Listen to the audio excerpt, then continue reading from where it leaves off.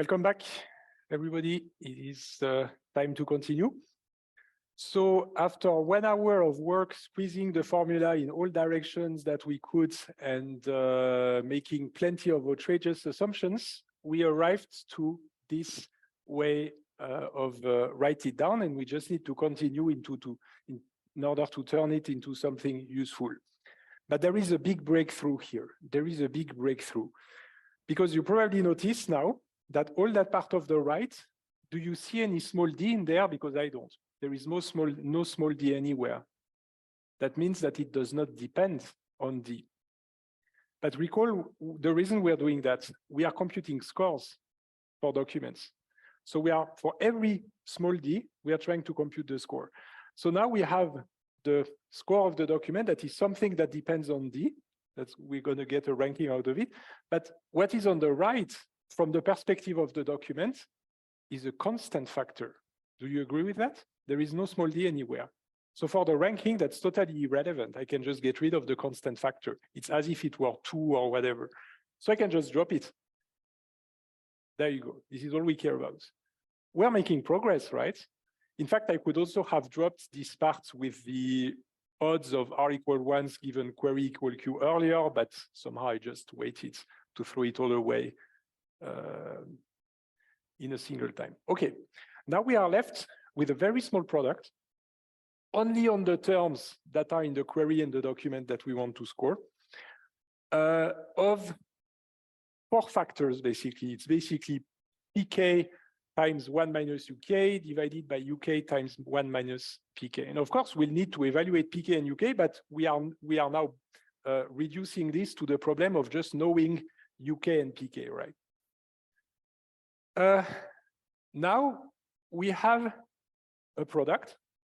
And if you remember what we've been doing in the past few weeks, this evidence accumulation thing, we accumulate stuff in buckets by adding them, right? So it would be nice if we could, by some magical powers, turn the multiplication into an addition. But you know the magic formula for that is called the logarithm, right?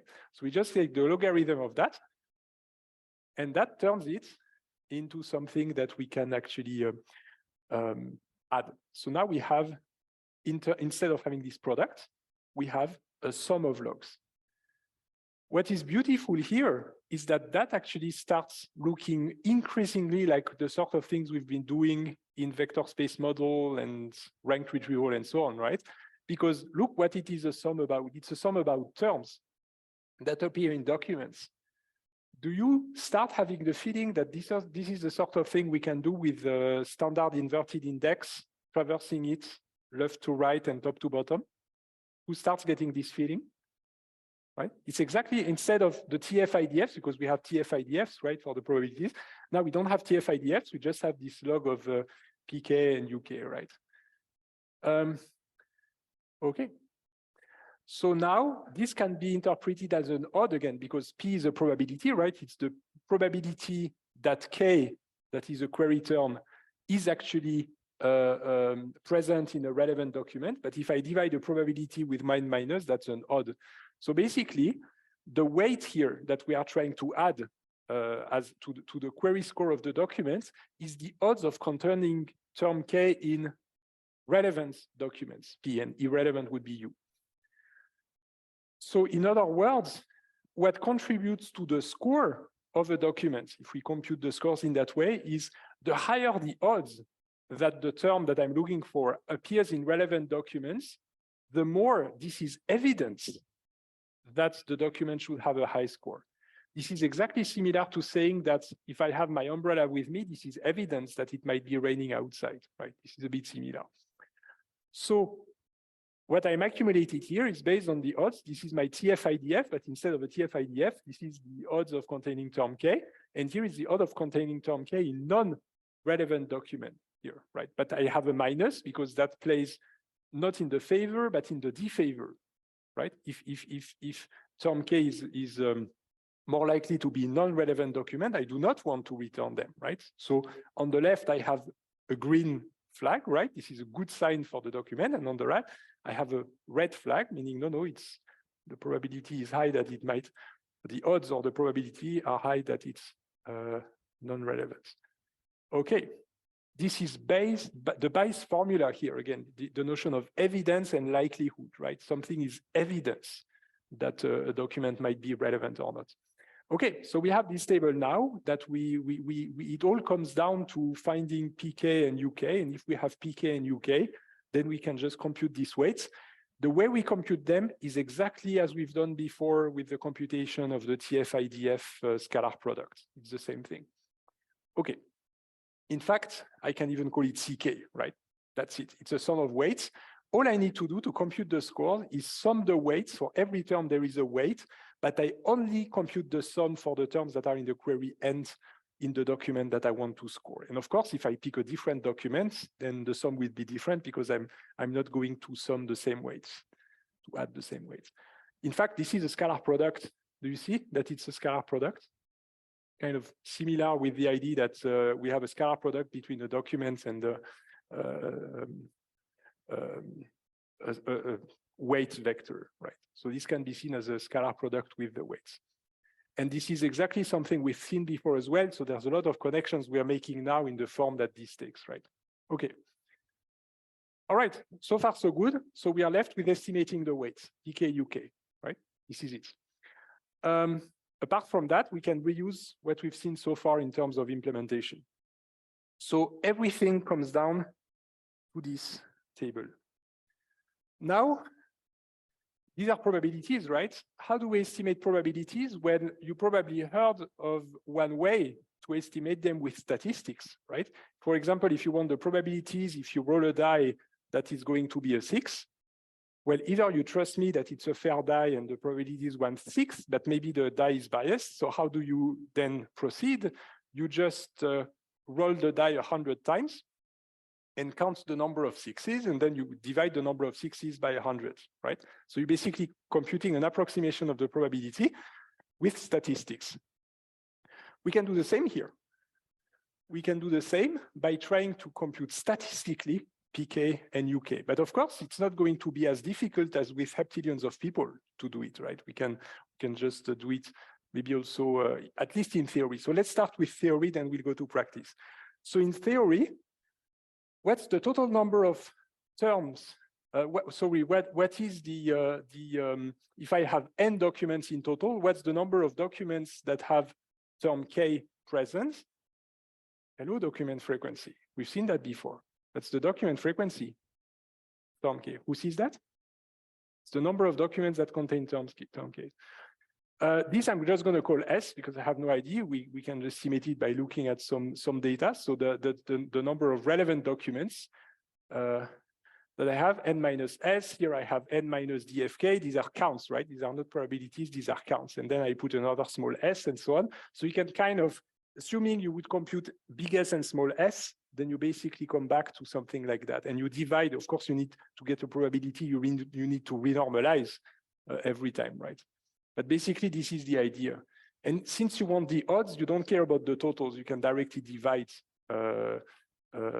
what is in there, right? These are the odds. Okay, so you have the odds for P, K. Why did I put PT here? I should have put K and UK. For some reason, I put a T. I have no idea why. Okay, anyway. So if I replace now the odds for term K to be read in a relevant document, and then the odds for an irrelevant document, I just replace with the divisions here, right? And I get something like this. Who agrees? Okay, this is theory, right? I don't know what small s and big S are, right? But if I had some values there, then I could actually estimate. Okay. Now, what is this 1/2 here that we add everywhere? This is a smoothing thing. This is kind of, you know, when you cook, who cooks? Okay, so you know, sometimes you try a recipe and then you vary a little bit, right? You add maybe a bit more sugar or less sugar if you prefer less sugar, or maybe a bit of butter, a bit less chocolate, and so on. It's like, this is cooking. Well, we can also cook with that sort of things, right? And in a way, this is adding a bit more sugar, if you want, here, this 1/2. Here's the idea of why we are doing that. Basically, it's still this idea that we are trying to estimate probabilities based on statistics, right? We just count on a high number of occurrences and then we infer the probabilities. But if I want the exact values, unless I can do it a heptillion times, it doesn't work, right? Because I don't have a heptillion times. So I'm just going to have a limited number of samples on which to do that. But the problem with samples, if I have too few documents, there is going to be a bias because maybe some of the terms I'm actually going to see, and then there are terms that I'm not seeing in my samples because they are rare. So rare in the entire collection means they appear in a few documents. But if I take a small sample, I'm not going to see the terms at all. So now if I use my sample to compute my probability, I'm just going to assign a probability of 0 to the terms that are not in my sample. This is bad because this is excluding them, right? They are actually in the collection. So the sort of things we like to do is to smooth a little bit. And the way to smooth a little bit is to add some constant weight to everything and then renormalize. And this is a way of basically making non-zero what it doesn't appear in the sample by just adding a bit more weight here. So this is really what I call cooking. This is really cooking, but the idea of smoothing things a little bit, and you see it's a bit closer to the exact values. Of course, it's only an approximation because we don't have the exact values, but smoothing actually helps with that. So this is the reason for adding also this half in there, because again, if you do it on a small sample, you might be missing terms that you don't see appearing at all. And if you want to make sure that you have non-zero for everything, then you add a bit. Yeah, it's just an intuitive way of saying that, right? If you want to know more, you should go to a statistics lecture on that, right? Okay. Okay, that was the theory, because in theory, that's a bit complex to estimate, especially big S and small s. So in practice, we can just continue to make insane assumptions. So let's continue to make insane assumptions and look at what people did in the literature. Well, these two people, Croft and Harper, they suggest that these odds are 1. It's good because log of 1 is 0, so that goes away. So in essence, what this is saying is that if you have a term that is in the query and the document, the odds that it appears in the document, in a relevant document, are basically 1. It doesn't give you any information. And then the odds of containing term K in non-relevant documents can be obtained with a statistic-based estimate. Why? It has to do with the fact that if you consider a search that you're doing over the internet, the fraction of pages relevant to you is actually very small. Almost the whole of internet is going to be totally relevant to you, and a small fraction of the internet will be relevant to you. So it means that the odds of containing terms in non-relevant documents is almost the same as the odds of containing term K in any document, right? If you assume that non-relevant is almost the entire internet. So you can approximate the non-relevant part with the entire internet. What are the odds of containing term K or not containing it? You can estimate that with the document frequency. Just count the number of web pages that contain term K and divide with the number of pages that don't, and you get the estimate of these odds, right? So, by the way, this is an outrageous assumption, right? But let's make it, right? And then, of course, this is debated. Some people say, no, you can't do that, and so on. But let's assume that these people are right, and you can approximate this with 1 for relevant documents, and here you can use this. Okay, log 1 goes away, 0. And n plus n minus dfk, if you assume, let's forget stop words, right? If you have reasonable terms, then dfk is going to be small compared to n. So we can simplify n minus dfk, we can approximate it with n divided by dfk. What is that? Log of n divided by dfk, yes? That is the inverted document frequency. Isn't that amazing? This here is, in fact, the vector space model formula that we saw a few weeks ago, assuming that we just use the IDF. There is no TF in there, but we use the IDF. So now, maybe you start connecting the puzzle. Why did we, in the first place, define the IDF as log of n over dk? Because that sounded a bit arbitrary. Well, now you have a justification. you can actually justify this with this huge thought experiment of asking heptadecians of people and blah, blah, blah, blah, blah, and then sorting the probabilities of relevance, then you get a sum over the IDFs. So what we've just done in 1 hour last week and now almost 2 hours today, we have just given a mathematical justification to the use of IDFs in the weights for scoring. So the IDFs come from probabilistic information retrieval in this way. What about the TFs? We'll take care of that next week with the language models, right? So for now, we have the IDFs. Okay. This is amazing. Who feels good about that? This is amazing. We're connecting the pieces of across weeks, right? Here. This is amazing. So this is inverted document frequency, and we just justified the weighting. Okay. Now, I'm going to pause a little bit because we made a lot of assumptions. What did we assume? If we try to remember all the assumptions we made, we assumed we have sets of words. We assumed that the terms appear independently in documents, independently of each other.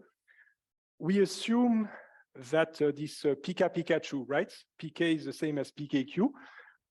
So this is also a simplification that we've made. We have also this Croft and Harper, where is that? Here.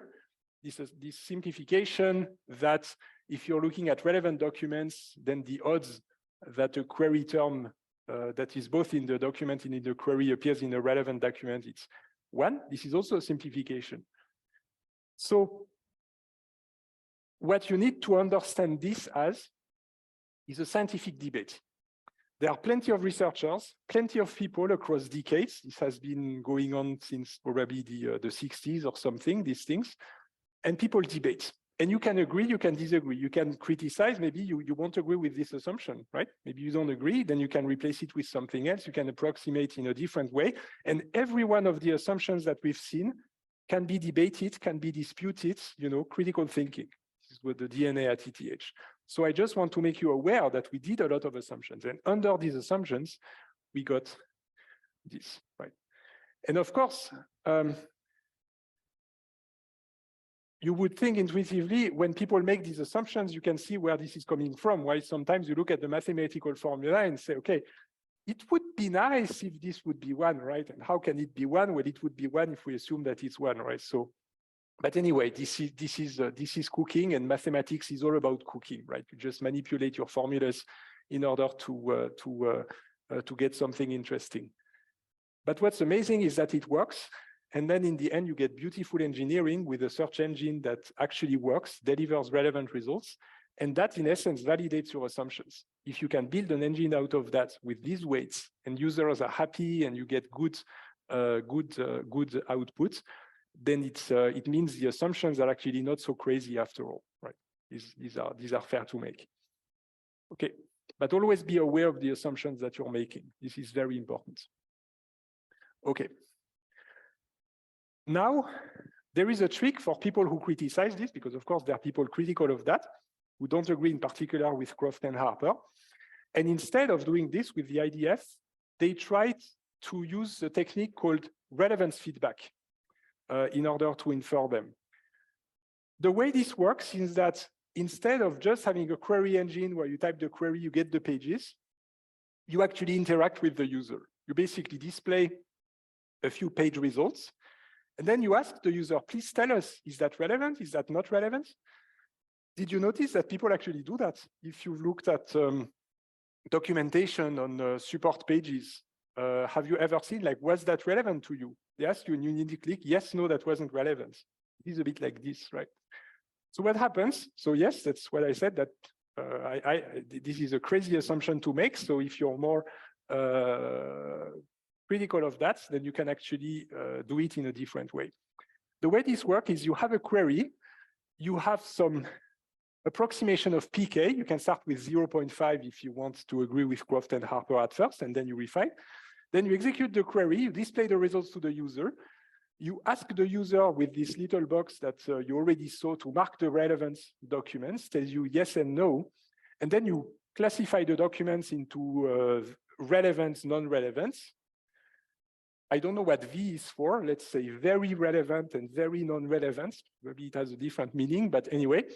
And then you look at what the users gave back to you, and then you're going to get a count. Again, this is all statistics.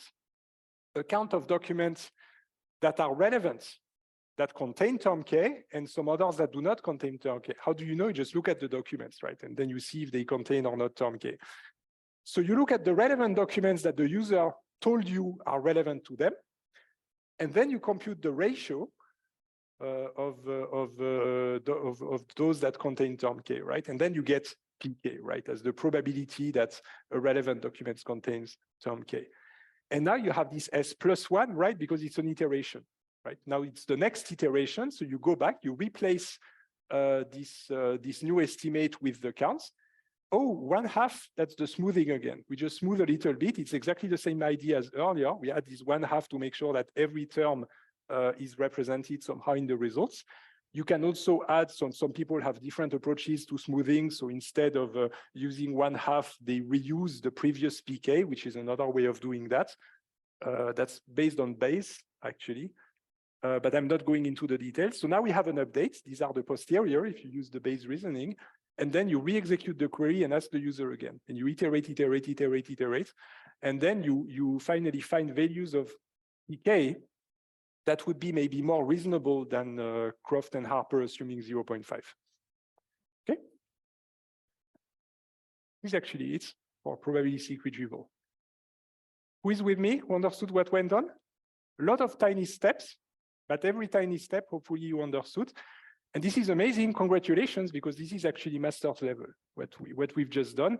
But again, it's connected to what we've done before, because now you know this IDF, how it can actually be justified.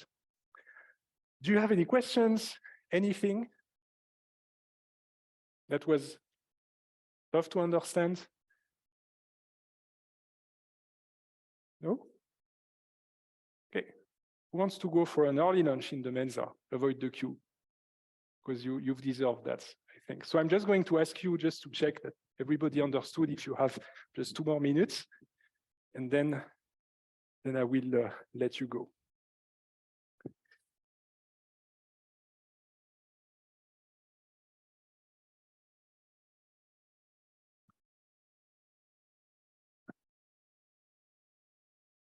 Right.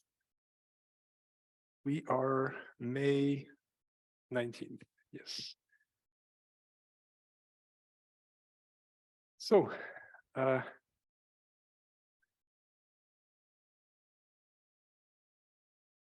just checking, and I know it was more complicated, but I tried to make it as exciting and understandable as possible. You know, by the way, everything I'm telling you is in the book, right? So you can take the book, you can read the corresponding chapter. We'll have the numbers in the Moodle if they are not already there. It's just the chapter called Probabilistic Information Retrieval. And of course, they will not use the clean notations that I showed you, but I'm sure you can now correct them by yourself now that you know what they mean. Wow, majority above 80%.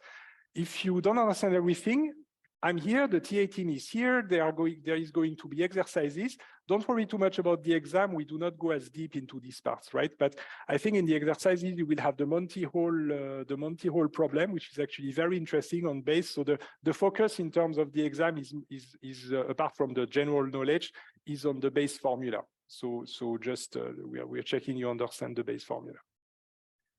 All right.